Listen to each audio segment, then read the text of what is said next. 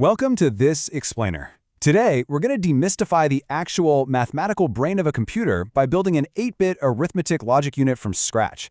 We interact with digital processors every single day, right? But how often do we actually get the chance to peel back those layers of abstraction and see the exact logic that makes them tick?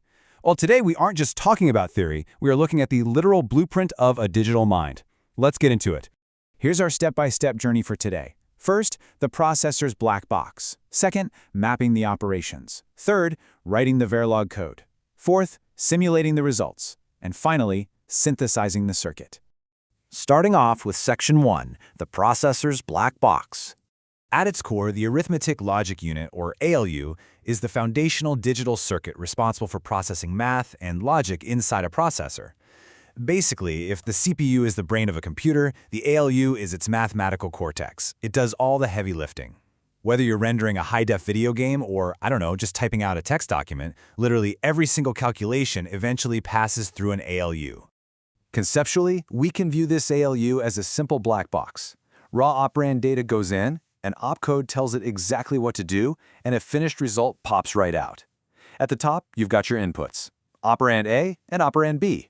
Those are just the raw numbers we want to manipulate. On the side, there's the opcode.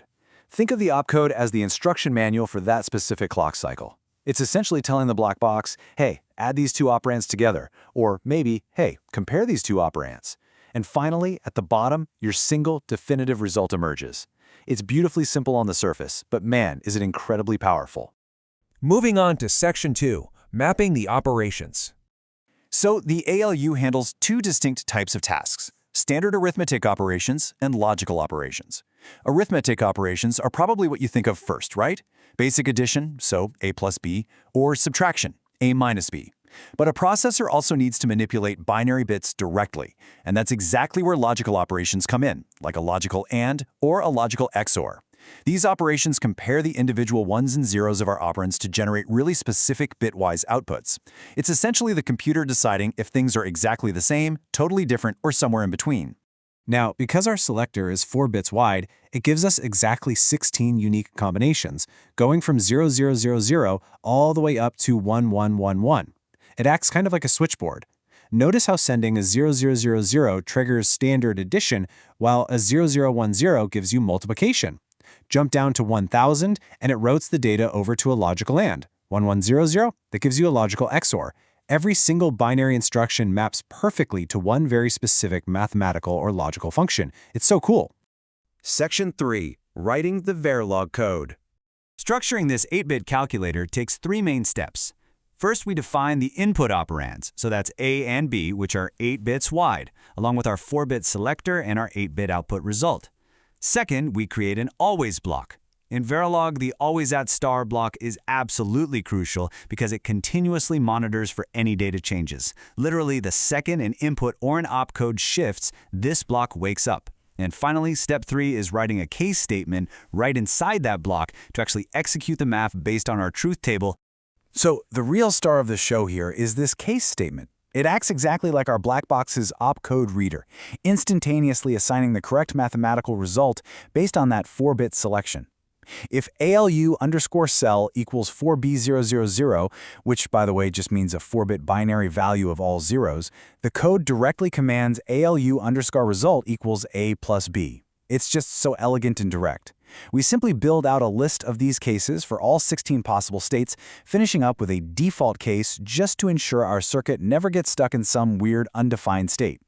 Section 4, simulating the results. We have our code, but does the logic actually hold up in real time?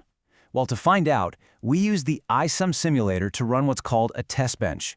You can think of a test bench as a sort of virtual laboratory where we feed the module temporary predefined values just to see if the math computes correctly.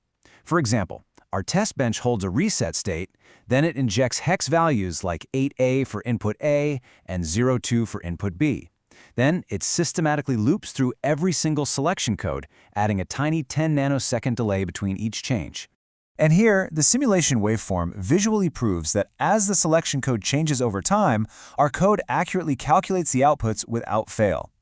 If you look closely at the green timeline and those changing blocks of data, you'll see our variables on the left. As the ALU underscore cell line increments from 000 to 001 to 010 over time, the ALU underscore out row updates instantly to reflect the new mathematical reality. There's no guesswork here at all. The waveform verifies, mathematically, that our 16-operation switchboard is fully operational in the time domain. And finally, Section 5, synthesizing the circuit.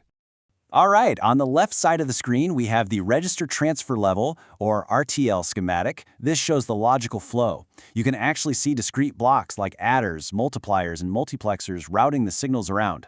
But right beside it is the technology schematic, and this proves exactly how our code translates into physical logic gates on an FPGA. The technology schematic strips away all those nice human-readable labels like add or subtract and just shows the raw wiring of lookup tables and flip-flops that will eventually be physically burned right into the silicon. It's literally the ultimate translation from human intent to machine reality. Once the synthesis is complete, the timing summary reveals a maximum combinational path delay of just 12.916 nanoseconds. That means these complex calculations are happening at blistering speeds. To put that into perspective for you, this circuit can complete an operation and be totally ready for the next one in roughly 13 billionths of a second. Crazy, right? This specific synthesis was targeted for a Spartan 3 device, the 3S50AVQ104, to be exact, and it seamlessly integrated arithmetic operations, bit shifting, and complex logical routing all into one tightly timed package.